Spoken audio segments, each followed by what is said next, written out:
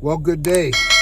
This is Rob Wilson. I'm going to go over with you today the 5 criteria. 5 of 9 criteria is required for a professional to diagnose an individual with narcissistic personality disorder. And look, the bottom line is you don't need a clinical diagnosis to know if you're dealing with a narcissist. A narcissist is an individual with a God complex. If their idea of the Holy Trinity is the unholy Trinity, in other words, what I call me, myself, and I, if that's the only tune that you hear this individual singing almost on a daily basis, me. I mean, that's their whole tune is me, myself, and I. And that's what a narcissist does. They have an egoic God complex. And 5 of 9 criteria are utilized to diagnose a person with narcissistic personality disorder. Narcissistic personality disorder is characterized by behavior or of fantasy and grandiosity, a lack of empathy, and a need for excessive admiration by others. Narcissistic personality has a pathologically unrealistic or inflated sense of self-importance, an inability to see the viewpoints of others, very fixed rigidity in their belief system. This is basically it's a religious system. They have a very religiosity about them. Even if they're not religious as far as going to Christianity or Buddhism, they are very religious in their rigidity, whatever their adopted belief patterns are. A sense of self-importance and inability to see the viewpoints of others, and intensely hypersensitive to the opinions of others. Intensely super sensitive. They have a fragile sense of self, and their grandiosity and fits of rage are fits of fear. It's actually fits of fear. It's fits of insecurity. If you've ever dealt with a narcissist, it's like dealing with a toddler. It's like dealing with someone in the terrible twos in the form of a 30-year-old or a 35-year-old or a 40 or 50 or 60-year-old. There's 60-year-old toddlers running around out there. The diagnostic criteria looks for behaviors of a fantasy of grandiosity, a lack of empathy, excessive need for admiration. You just always feel like you have to puff up this personality. So if there is a pervasive pattern of 5 of these 9 criteria, you are dealing with a narcissist. You are dealing with someone who has externalized a God complex. They have created a false self. They're inside. There's a fragile, broken, hurt, wounded child. But that does not diminish the effects of dealing with a narcissist. Let me read these 9 criteria. 1, grandiose sense of self-importance. And this can be overt. In other words, they think they're great, or it can be covert. And a lot of times in the covert, vulnerable side of it, they're always playing the victim. And the grandiose side of it is you might hear a narcissist say something like, "You don't know who I am," when they're not anybody. And the fact is, they don't know who they are. They're so fragile, they don't know who they are. That's why they're so easily triggered. 2, fantasies of and preoccupied with beauty, brilliance, ideal love, power, or unlimited success. So they could be a strictly somatic. Somatic means dealing with the body. They could be all hooked on their beauty, their hair, their nails, very superficially charming, but there's no depth to this individual. They're always talking about insignificant things, nothing of any significance of character or importance or integrity. They could be very smart, very intelligent, but their intelligence, the rubber never meets the road in their intellect. It doesn't change their core sense of who they are. They get all of their sense of self-importance from their intellect. Ideal love, And their fantasy with ideal love always interacts badly with their partner, because as soon as you show that you're not narcissistic and you've got a relative and realistic point of view, and you're humble and you're authentic and you're not perfect, you have lost it, because you're not their ideal anymore.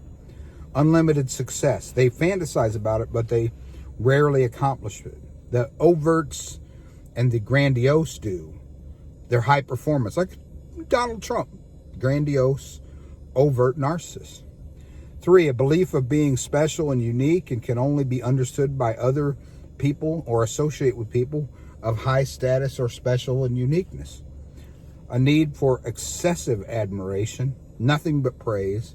They're often, even in the charismatic Christian circles, they're people who can never speak negative, or you'll manifest negativity, that type of thing.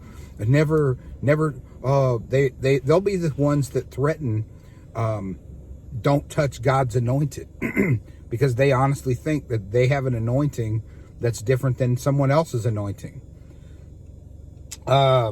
An unreasonable expectation of being treated with favor or accepting an automatic compliance to his or her wishes. Narcissist will use others to achieve his or her goals. So a lot of times I tell people, does this person are you personified with this individual? Do they see you as a person? Do they see you as a person that is capable of possessing their own thoughts, their own emotions, their own insecurities? Or do they see you as an object?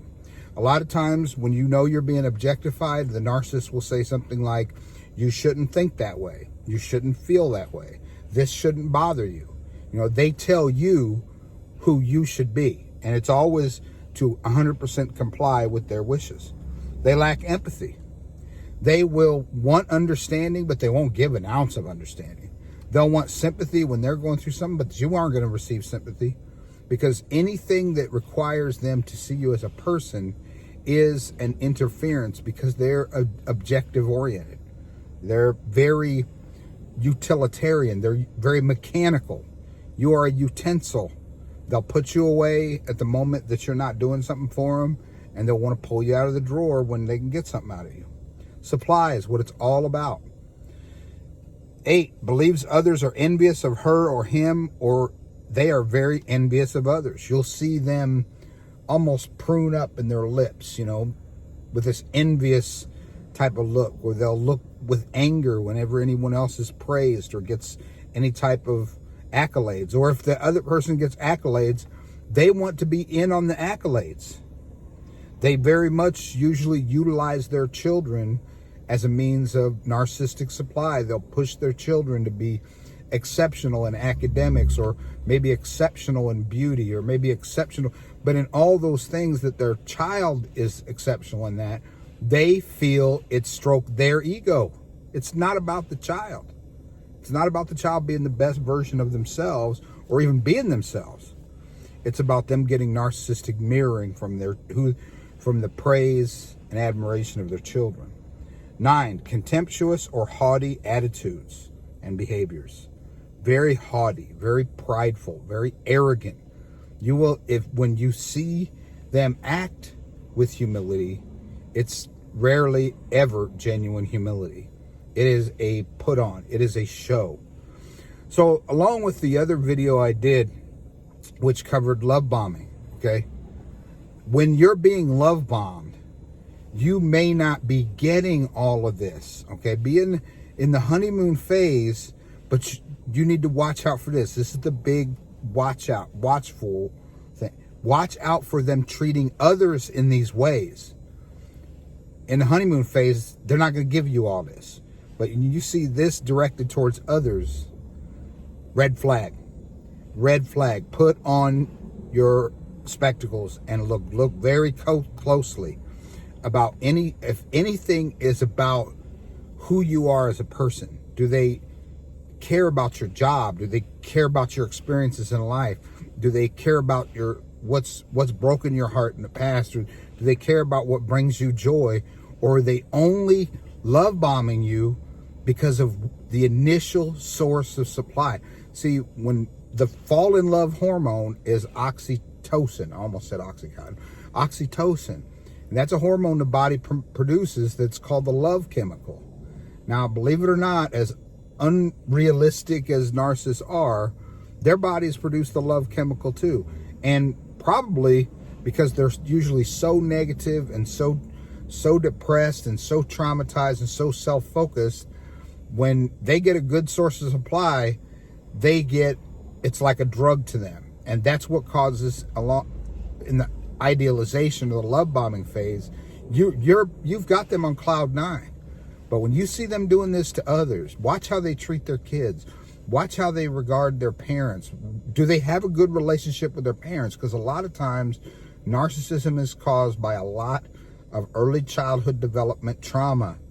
If you hear early childhood development trauma and you see a person who acts out this way in the world, you see a person whose genuine demeanor during times of stress, not when you're happy, during times of stress, you see a 2-year-old come out, you see a 3-year-old, you see a toddler coming out, you're probably dealing with a narcissist.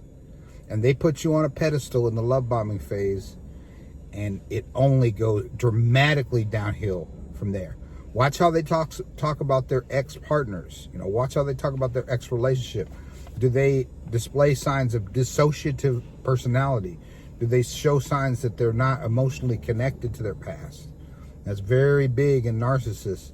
They live in a state of denial. They are self-deluded, okay, beloved? So if you recognize these things, write these things down. You don't need a professional diagnosis.